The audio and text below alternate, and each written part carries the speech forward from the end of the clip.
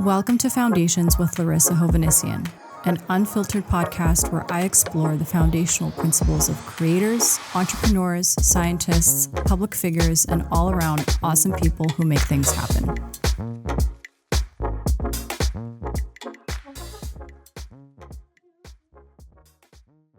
Welcome back to Foundations with Larisa Hovannisian. Today, I'm so happy to be joined by Sheila Paylan, an international criminal lawyer and human rights expert with over 15 years of experience advising the United Nations. Sheila has played pivotal roles in prosecuting war crimes and advocating for justice at tribunals for Rwanda, the former Yugoslavia, and the Khmer Rouge in Cambodia. Her expertise in international law, conflict-related gender-based violence, and human rights has informed her work in courtrooms and through her writing.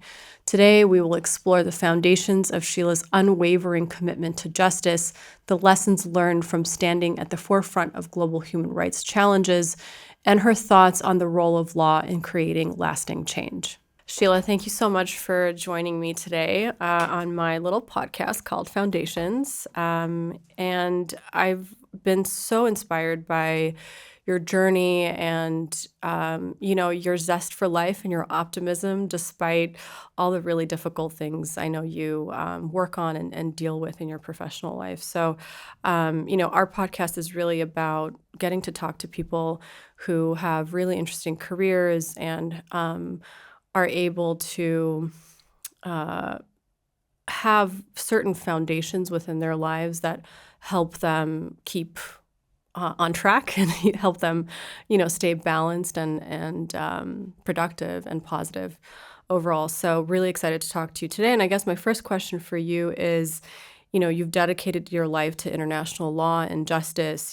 Can you tell us more about that path? And, were you always thinking that you'd end up in this line of work, or did it kind of happen on its own?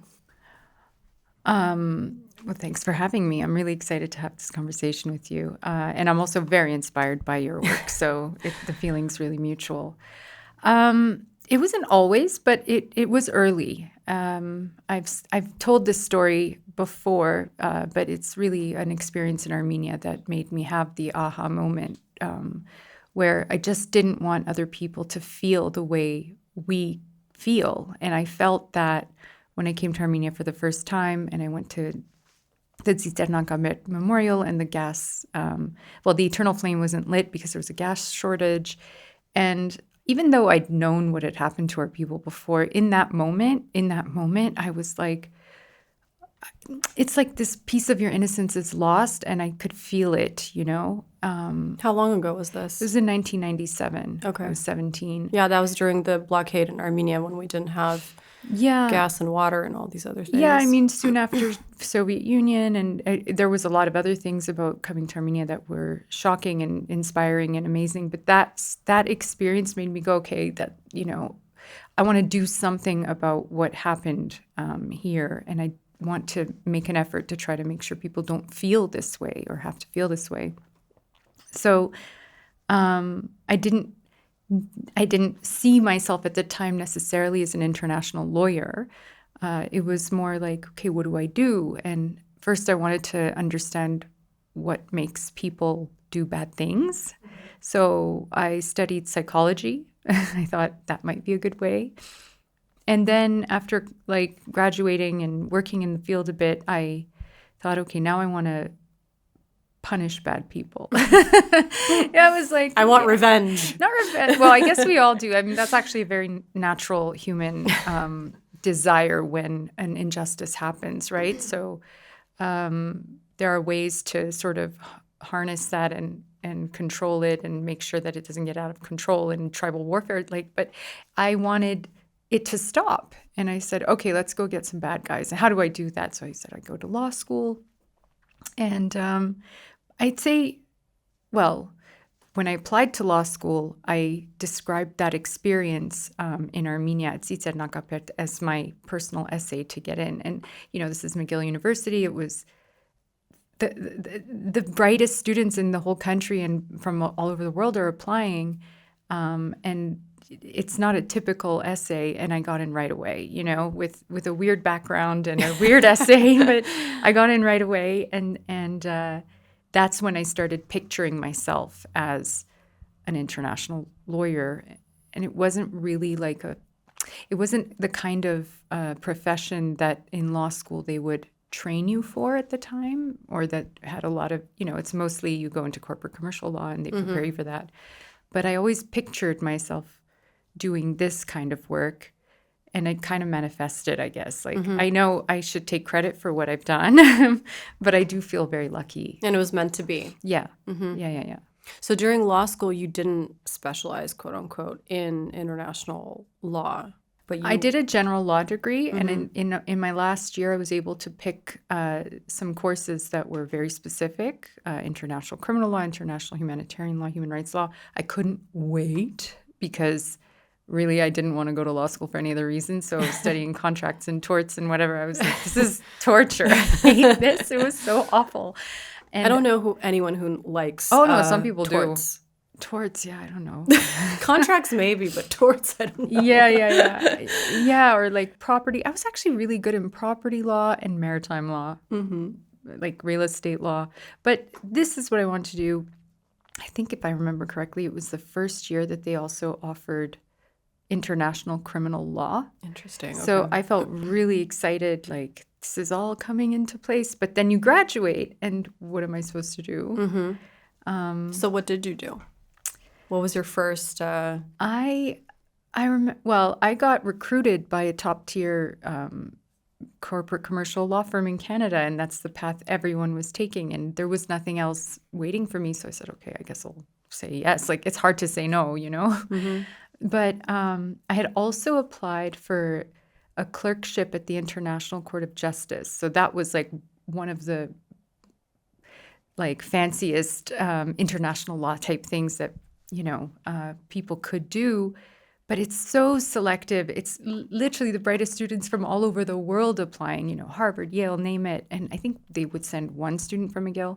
I didn't get it. There were lots of applicants, and I was furious. And I went to the professor, I went to my professors after I'd graduated, and I said, this is unacceptable. Like, how did you, I need this. I can't spend my life in a corporate commercial law firm no matter how prestigious it is. Why didn't I get it? And he was like, well, because you weren't the best candidate for it. Like, it's very simple. Yeah, sorry, it's a fierce competition. And I'm like, that's not a good enough reason. And I was really I wouldn't leave his office. And he said, I have something in mind actually for you that would be better. Everyone at law school remembers me as being the Armenian genocide girl. I would just talk about it all the time. And so he, I got his attention because I burst into his office and I was like, I need something to get me out of corporate commercial. And I didn't think he was trying to get rid of me. He's like, I have something in mind that's better for you. Just be patient. And I said, you're just trying to get rid of me, aren't you? And he's like, I think you should leave now. And in 2 months, I got a fellowship that he selected me for to go to Tanzania and join the International Criminal Tribunal for Rwanda. Amazing. That was my break. And that was the first genocide tribunal in the world. That was absolutely the right thing for me, not the ICJ. This was it. So, yeah. One of my questions for you was, you started answering it already. How did your Armenian heritage shape, the path that you chose? And it's very clear to me how consciously or subconsciously, you just said you were the Armenian genocide girl at university, and, your almost first gig out of university was for the Rwandan genocide. And was there a moment where you thought, okay, let me just do this one too, and then I can start working on the Armenian genocide aspect of things, or were you okay just, spending your life working on the recognition of, a Rwandan genocide? I know you did so much more afterwards, and we'll get there, but were you trying to get to the next thing, or was this, It was, for me, as much as my Armenian heritage and literally the fact that I'm a descendant of survivors on both sides was absolutely the driving force. I always felt like the reason I'm doing this is so other people don't have to feel this way. And it's I was working on also one of the first things I did graduating law school was work on the case of Taner Akçam versus Turkey before the European Court of Human Rights. Also, one of my professors, who was his lawyer, handpicked me. He's like, "Well, you're clearly going to be my I'm taking vested interest." Obviously, no, but he came to me. He said, "Because you're the Armenian genocide girl. You're going to help me with this. You want to?" I'm like, "Are you kidding? Of course. That's amazing." So. We won that case. That was it was basically Turkey had charged Taner Akçam with a crime, the crime of insulting Turkishness, for affirming the Armenian genocide. We got a judgment saying that was a violation of his freedom of expression. That was me moving that needle in the direction that, but they all are linked. The case of the Rwandan genocide, the case of it doesn't even have to be genocide, crimes against humanity. It all boils back to the fact that we never had justice. So me working on justice for someone else is also justice for us, to I stop love that. this. Yeah. That question I specifically asked you because I feel like so often Armenians kind of silo themselves only into Armenian causes, and where that's understandable to me, obviously, because of, our heritage and the injustices that have happened to us as a people. But there's something really powerful about, an Armenian genocide, survivor descendant, channeling that energy and that anger, most likely, and suffering into, resolving issues for others and other cases. And so I think there's something to that we often overlook as a people. And so I'm personally very proud that that's the path you took. And I wish more Armenians would consider, something similar to your path. So tell me, in your path, I'm sure, justice is a concept that's very revered and constantly talked about. I mean, do you ultimately think, what do you ultimately think justice is about? Is it about power? Who controls that narrative? And how do you navigate that reality? Great question. Big question. So, when I first decided to switch from what makes people do bad things to how do we get them to stop, and my immediate just by watching TV and thinking, is punishment, put bad people in jail. And for a long time, that's what I thought justice was. But it's really just about fairness. It's about something's been taken away, wrongly taken away from an innocent person, and justice is about giving it back to that person somehow, restoring them, evening out this uneven situation. And sometimes that's by punishing someone who does something bad, and that's also for the benefit of society. But it doesn't. What eventually I grew to learn, especially given that we say we never had justice, and we didn't have justice, that's for sure, in the very important and usual form. But every time we get recognition of the Armenian genocide, we get a piece of justice. That is justice. It doesn't have to be. It doesn't have to be this aggressive form of justice where we cannot hold anyone accountable anymore. Everyone's dead. So I've seen situations where sometimes a conviction, it's helpful, but it's not enough. Especially when you take the case to the international level. So when I worked on the Rwandan genocide and the former Yugoslavia, these courts were not located in the countries where the crimes had occurred. So the victims are not connected to the cases. They can maybe read about them. And these judgments and decisions are very, thick and legal. And so I developed a sense at that time that I'm like, something's really missing here. They're not coming to the courtroom to watch the cases. They can't read these decisions. They're not connected to the process. So justice is really about involving the victims and doing what they need to get better. For me, it's now more about the victim. It's not as about much the perpetrator. About the perpetrator. We have to take care of the perpetrator. We have to create societies that don't have these, or like minimize the level of incidence of crimes. But we're focused too much on the perpetrators and not enough on the victims, thinking, okay, well, you got a life sentence, you should be happy. She lost her whole family. She can't work.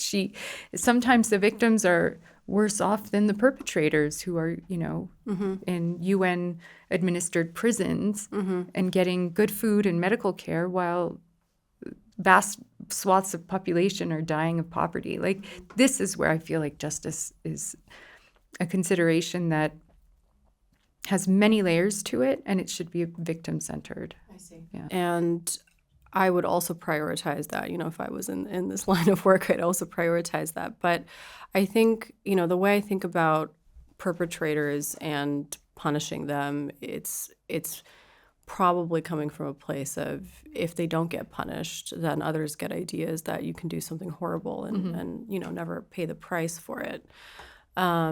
Have you seen that happen to perpetrators, where like within their lifetimes they do the most awful crime against humanity, and then they just like live their lives out with no of course, with no punishment?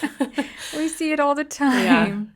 We see it all the time, but what's great is, or not great, but what's at least good, is there is with each conviction under international criminal law, the threat of prosecution becomes more real.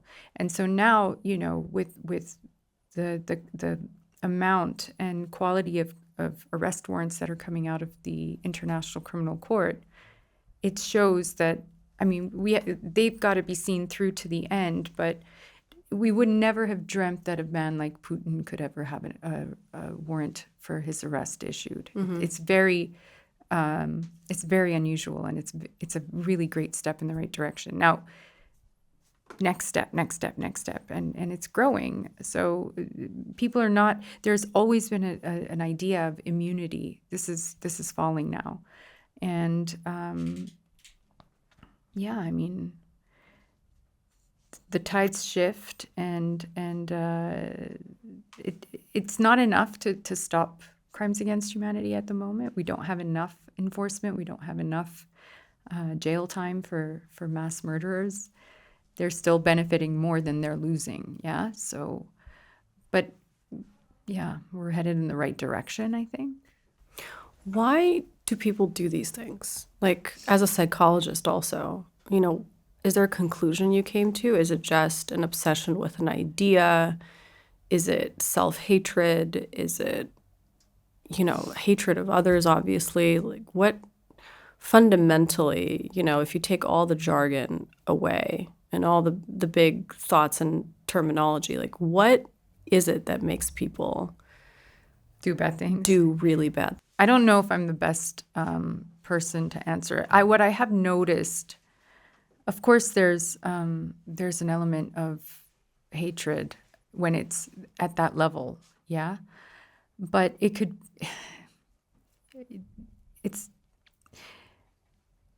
also has a very heavy element of power and the loss thereof. And so people in positions to perpetrate crimes of that nature, so you have to actually be in the position to do it.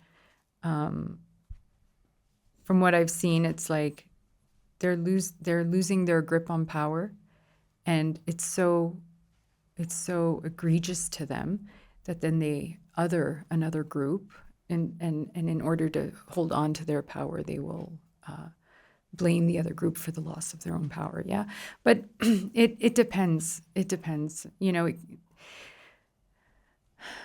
There are situations where victims turn into perpetrators. And, that's very interesting. Yeah, and so that's very disturbing, and that's a sort of a cycle of abuse situation where they're because they've learned that this is a reality somehow, like an abused child who will abuse their child when they're grown up, and so it depends on the context, but often the othering and the dehumanization of the other is linked to the loss of some kind of interest that you need to blame someone and not look at yourself for. Yeah. And what do you think, like, just on a human level, does it take to break a cycle like that? Of hating each other, being the abused, and then abusing yourself. How do you think about that? Oh, I think about that. Yeah. Again, I think it depends on the context, but often if we're talking at societal levels, because at the individual level, it starts with self-awareness and therapy and just stuff like that. Yeah. A lot of these things do translate to the societal level. You do have to have like a group awareness and group maybe therapy, or but it goes in the form more of like the intelligentsia, or the elites. If they have the goodness in their heart, the masses will listen, and the change comes with, at least historically, has always come with some form of revolution. So at some point, when the group decides it's had enough, and when things get really, really bad, like the French Revolution or like what we saw here, there's a breaking point, and the group unites and becomes one, and that's when the cycle hopefully breaks. Yeah. If we go back to our heritage and where we started this conversation, I mean, I know you come from a family that used to live in Turkey for and Western Armenia for a long time, and has been in Canada for many years now. You were born there, right? I was born in Montreal. You were born there. What is it going to take for us and our neighbors to truly fundamentally break a cycle? First and foremost, I think definitely there's a lot there with Turkey that we obviously have not resolved. But then also my question, given just the current reality and some of the things that just happened yesterday, with various agreements between Armenia and Azerbaijan, without getting too political, because I think that would be a whole other podcast most likely. Like, what do you think on a human level needs to happen between our nations in order for us to move forward? The othering is a problem. And the fact that I think on both sides, we see the individual Azerbaijani, or not we, because I don't, the individual Azerbaijani, as they see us, as being an unforgivable, dangerous, terrible person. Mm-hmm. And so much of that, it's like this inability to understand the humanity in each other. So a good example, okay, like when you were saying that Armenians have a tendency not to see outside of their own, plight, and that's not unique to Armenians, but the situation with the Armenian POWs, which is horrible, and my heart goes out to Ruben and everyone else there. They're sham trials, absolutely, but there are hundreds of Azerbaijani political prisoners as well. And for me, I'm not saying that should take any attention away from the Armenians. Their situation is a little bit worse given the Armenophobic hatred. But the level at which I think I want us to be able to also help Azerbaijanis who are being cracked down on and think of them because they're being held hostage as well, yeah? We're not talking to each other properly. We're not being allowed to talk to each other as well. But I think it would have to take some kind of transitional justice mechanism, some truth and reconciliation type commission. Yeah. Or every individual who can try to start talking kindly to a member of the opposite side, like a pen pal. Right. You know? No, I hear you. I think the only way darkness is driven out of anyone's society is not by an external people or force coming in and telling you that, you know what, you need to drive this darkness out because it's collapsing you or turning you into an aggressor, et cetera. Like, I genuinely think that the only way this change happens at a fundamental level is when societies, recognize that this is an issue themselves, and then find ways either through revolution or through other methods to drive it out. You know, I think we have darkness in our society. Azerbaijan clearly does too. And so the question really is instead of blaming and othering, as you said, you know, taking a moment to reflect within and say, yeah, I mean, we have a really big issue with this thing. And if we truly want to be a peaceful nation or live in peace with our neighbors, like, we ourselves have to do something about, you know, our own government or the situation that our people find ourselves in.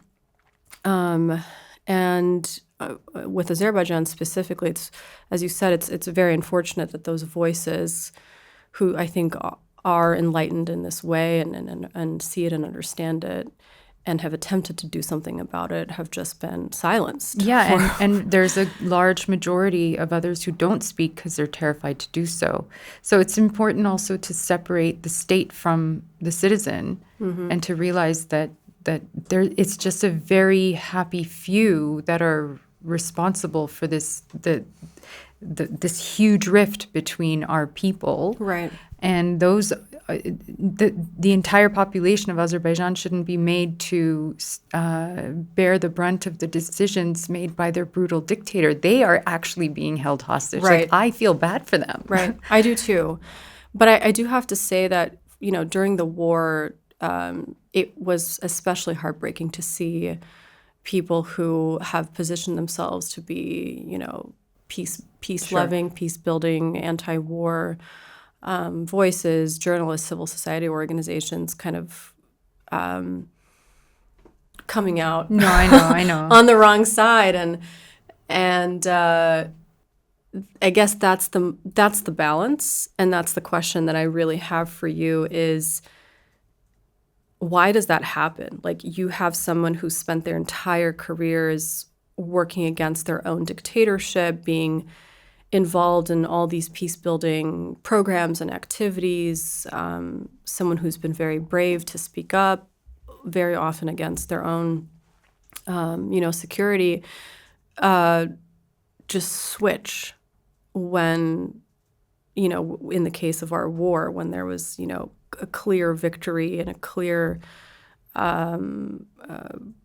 military advantage that Azerbaijan had over us, and just seeing pieces of land, you know, being taken over, and seeing these same activists be so inspired by that, knowing very well that this comes at the cost of, you know, people dying and people being displaced from their homes. What happens there where the switch is almost overnight? Like, when I saw some of these people write on Twitter, I was like, this is so confusing to me because I knew them to be completely on the other side of the coin. There are voices that stuck with it and said, you know, no, this is not the way to do things. even if they believe that, Artsakh is part of Azerbaijan and all these other things, but this is not like forced invasion, war is not the way to do this. Some of those voices have been consistent. I really respect them, and they're jailed right now. Yeah. So how do you think about that one moment, like when the brain It's a moment. switches? It's a moment. There are so many explanations for it, and we're all susceptible to it as well. Absolutely. So it's there's so much propaganda coming at us that we are not. There's so much coming at us, in through social media and print and whatever. Our brains are being hijacked, and sometimes, like I have caught myself saying something or doing something where I'm like, wait, that doesn't sound like me. Twitter's a terrible place. I don't like it there, so I don't go there anymore, except to sometimes like get some information. But it's also not real. I don't know. I can't be sure if this whoever you're thinking of said it for real or not. So, and even assuming it's all real, we make mistakes. These are not unforgivable. These are not unforgivable mistakes to have, supported the war or not supported the war. Like, the conversation needs to keep going. I have this image of, I went to Rwanda a couple times when I was working on the Rwandan genocide, situation in Tanzania, and they had local community type courts called gacaca courts. So this was a way to process mass numbers of perpetrators. And I sat, so it was like they sit in a circle and there's the judge or whatever, which is like some community leader, and a Rwandan friend is translating, explaining to me what's going on. There's one woman, she is accused by the woman next to her, who was her neighbor, of having killed her daughter during the genocide.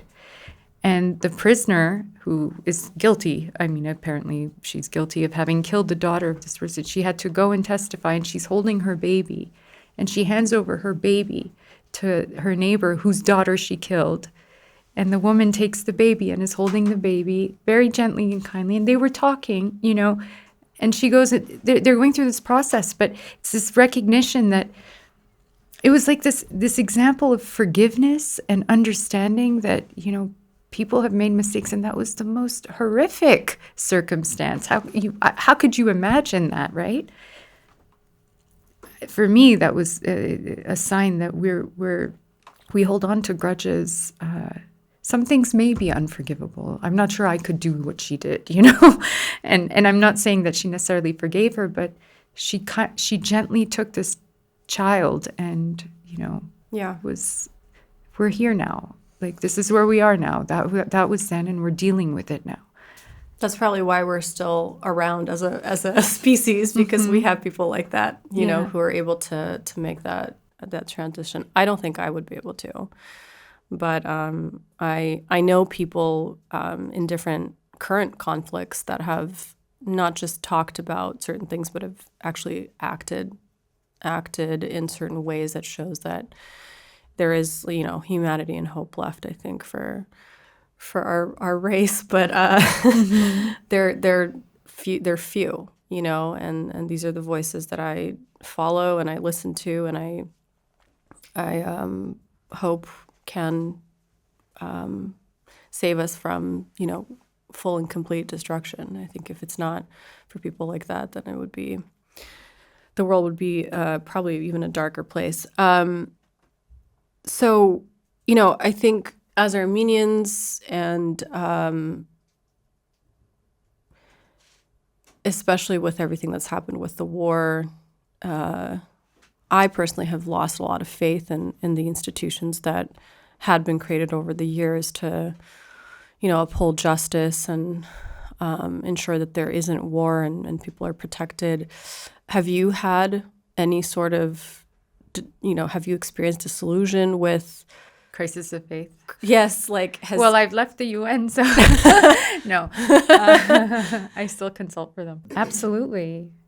I think, yeah. Are they I hear you say that you have been disappointed. I mean, these were institutions that were created to do exactly what, we're experiencing right now in Armenia, to protect and to uphold justice, funded by taxpayers and, we the people. Like, how do you continue having faith and believing and continuing to work, which I think also makes sense because these are the institutions we have. And if we don't do the work, then who will do the work ultimately? How do you keep going? How do you keep having I don't faith? have a problem with the justice institutions, like the International Court of Justice, the International Criminal Court. There's a lot of room for improvement, the European Court of Human Rights, but they kind of work, yeah? So because I worked, like the UN, I get that we're talking about the UN, right? Generally, the UN is a big thing, and it's multiple agencies. Yeah. Some are better than others, and the ones I worked for, luckily, worked pretty well. Especially the courts. Like, it's not.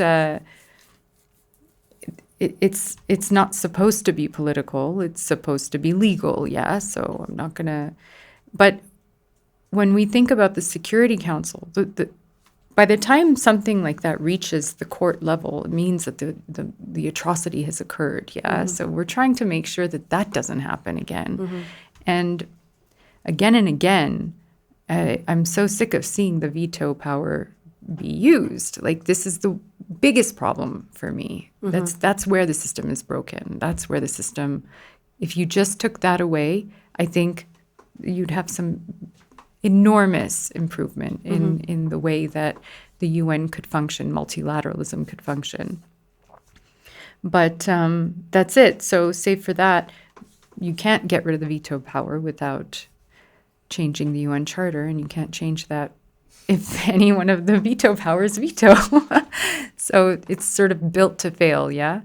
And the folks who veto are usually the bigger powers. It's only, France and the UK don't use the veto power. They have it, but they have made it a point not to because they understand the problem with it.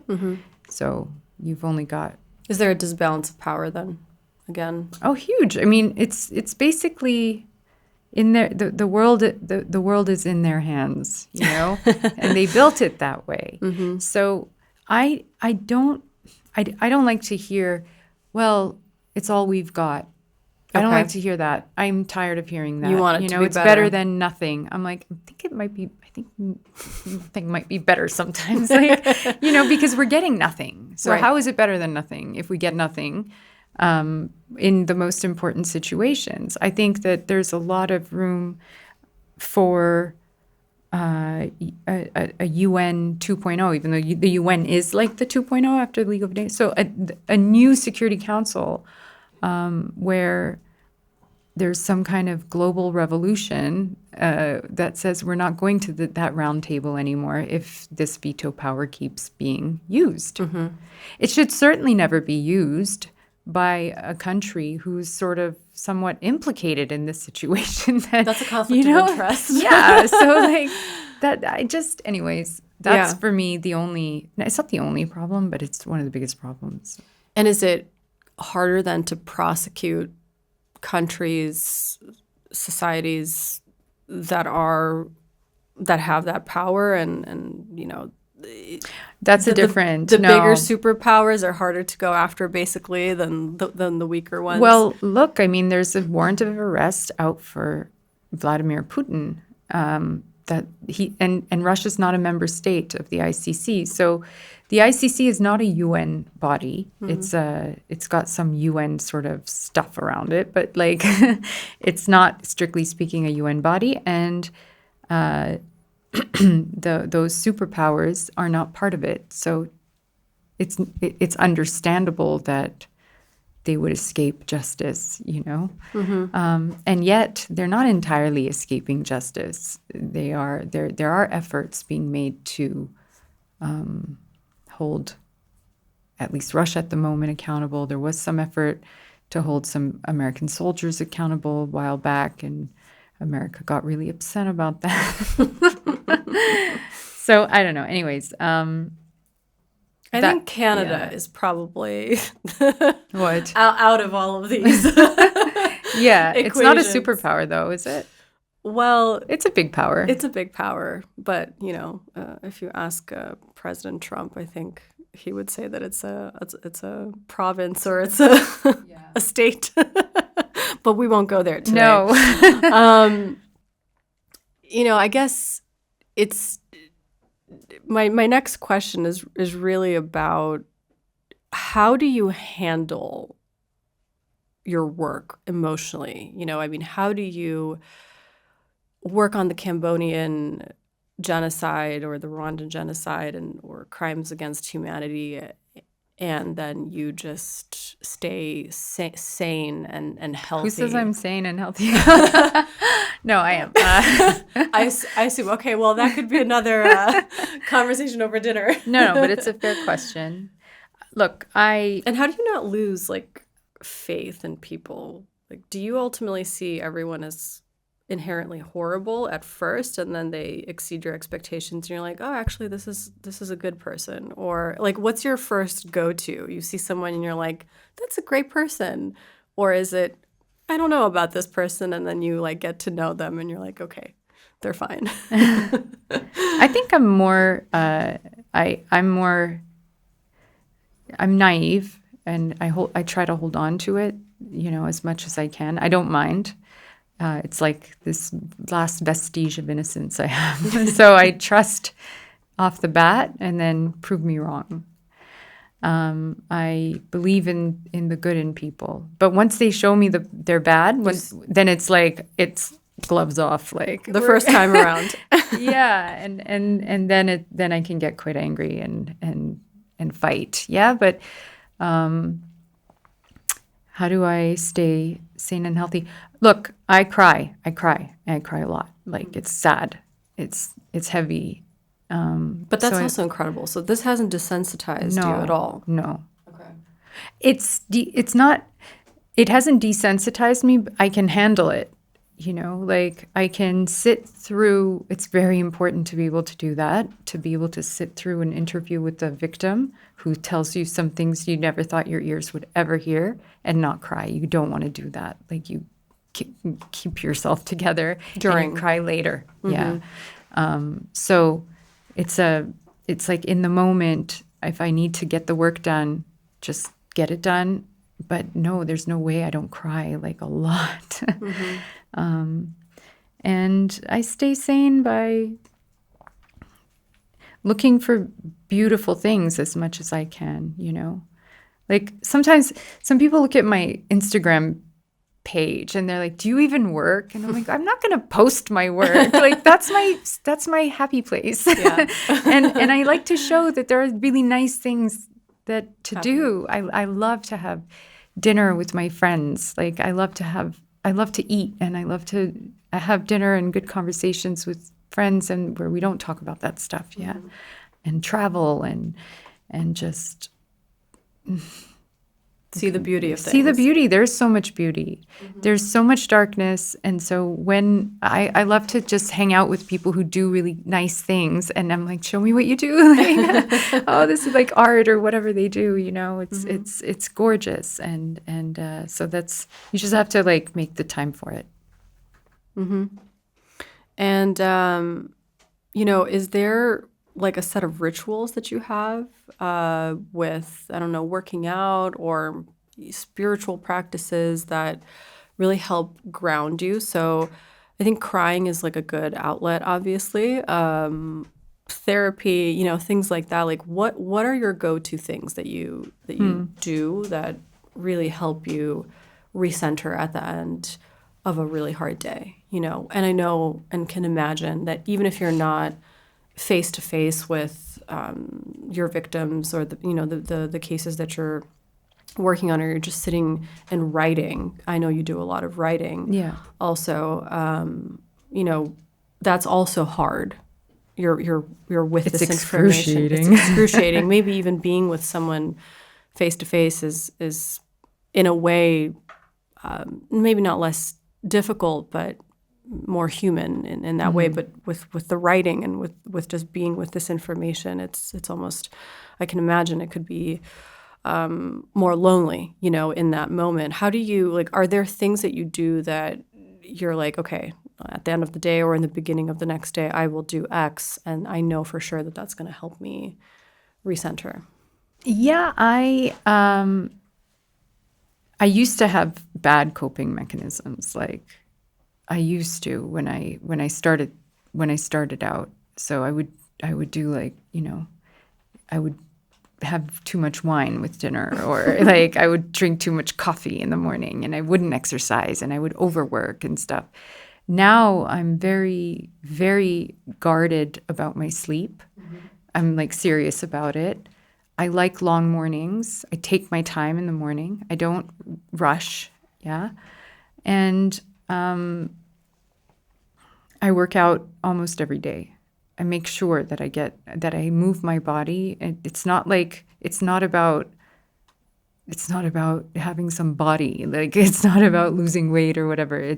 I need the blood to circulate. And I like to do that outside, either walking at least, an hour or 2 hours. That's ideal. But if it's not possible, then I go to the gym. I just go because I need to move my body. I will go crazy if I don't. And yeah, just like listen to my body, let myself stop when I need to stop. I don't have a 9 to 5, I work from wherever. I travel a lot. My office can be anywhere. It can be the bathroom, like it can be the airport, it's the plane, it's the wherever, it's the taxi. So that's not super balanced. It's just what I need to do in the moment and when I feel like it. Especially with writing, when you're inspired, it's like I have to pull this out and write it out. So I do the same with when I feel tired, or I know something's wrong when my mood is low, and that means that I've been pushing myself too hard. I just stop. It's okay. Everyone's going to be fine. They can get the draft tomorrow. It's okay. Yeah, I think as I've gotten older, I've realized that actually it's better not to respond right away. Yeah. Or it's better to take some time, or it's better to, submit something just a couple of hours or a day later. Yeah. This is exceptional, though. Like, I do think it's important to keep deadlines. Right. But you have to manage your time well. I can't listen to someone say how busy they are, like as if it's this important thing. We're all busy, but it's really important to also not be busy. Just stop. Yeah. I'm one of those people who's, constantly saying, oh, I have to open up my calendar, and like everything is just booked for like weeks in advance, and it's not a good lifestyle. It's just not, And so I'm currently reevaluating a lot of things and the things that I spend time on. But that hearing that makes a lot of sense, and I can imagine how annoying it is to constantly be around someone who's always doing something and is always busy, and it's not necessarily productive, by the way. You're not necessarily creating your best work or your best output when you're constantly, in meetings or calls and not having any space or time for yourself. Yeah. I think it's dumbed me down in certain areas, and I think some of my best work actually came from moments in my life where I wasn't constantly rushing to the next thing. I'm reading this really interesting book called The Rushing Woman Syndrome. Ooh. And it's really fascinating about how, modern women's professional lives and family lives and all of that together really mess up our hormones more so than they do, men, because we have many types of hormones and they have like testosterone or something like that, So just like leading life consciously as a woman, I think is also something that I'm just learning about now because I've been, doing things in a certain way, and we live in a world that's, dominated by by men and the way that they do work. And I think we've clearly been successful in this world too. But as I get older, I think about this other thing too. And what would a life in a world look like where, things were done in a way that actually fits women better. Yeah. and our schedules and our hormones and all these other amazing things that are so unique to us as women. Yeah, I mean, I admire women with children. I don't have them, so there's that. It's a little easier for me. I think I don't know. I take on a lot. I admire men and women who do so much. I'm like, wow. It hits me sometimes. Like, I could do more too. Like there are pockets of time I could fill with doing more and more, but I'm so much more concerned about quality, and I need the downtime to when I dedicate myself to something, I do it with my whole heart. It's very draining. So it's not about quantity. It's not about content. It's not about this is how much I've done.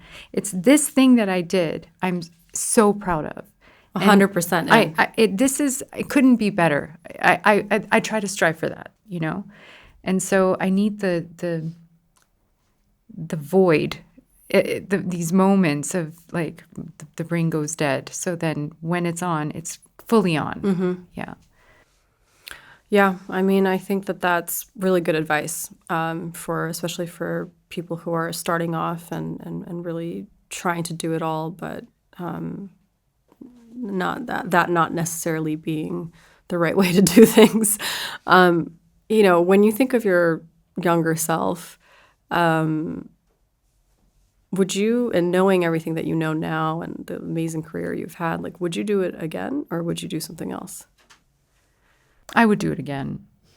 I wouldn't trade it for the world. Yeah, I would do it again. Mm-hmm. I think I would start the healthier habits a little sooner. And I would... No, it's fine. I have no regrets. No, I would do it again. Someone asked me once, what if I didn't have the Armenian heritage? Would I be doing what I'm doing? If I didn't have this thing what would I be doing? And I couldn't answer it. I was like, oh God, I don't know. Like, I don't know. I hope I would still be doing the same thing. I hope I would be inspired to still do this kind of work. And I feel really lucky that I can do it. Mm-hmm. So yeah. Mm-hmm. Well, it just sounds like it's exactly what you were meant to do. And I think one of the biggest blessings in life is probably figuring out what you want to do early on in your career, and just being so fulfilled through your work. I read something recently about the myth of the work-life balance. I think you inadvertently spoke about that just mm-hmm. now, where if you lead a life of purpose and your work reflects, your passions and your interests. It's work-life harmony. Mm-hmm. Yeah. I don't feel like I'm working. Mm-hmm. I don't ever want to stop. I say I would love to live in a world where I didn't have a job, given that my job. Unfortunately, there's an abundance of work for my kind of what I do. But it's so fun to evolve. I started off as an international criminal lawyer, legal advisor to judges. Like, that's what I did for a long time. I'm more than that now. I want to fight for people's freedom, whatever that means. I want to help people free themselves or get free, whatever that means, free of anything that holds them back. And because I want them to do that for me too. Let's all do this for each other. Let's all be free. Yeah, and then you find ways of doing the podcast you're doing, educating, Teach for Armenia. There are all these different ways of empowering and helping each other live our best lives. That's what it's all about at the end of the day. Mm-hmm. Yeah. I love that. And I'd like to just thank you again for being here with us today and for sharing your wisdom with us. You are truly such an inspiration to me, and I know to so many. Thank you for the work that you do. I know you're going to do many, many more amazing things, and I can't wait to cheer you on from the sidelines. And we should just do it together. We're doing it together. I'm cheering you on all the time, too. Thank you. Thank you. Thanks, Sheila, so much. Thank you.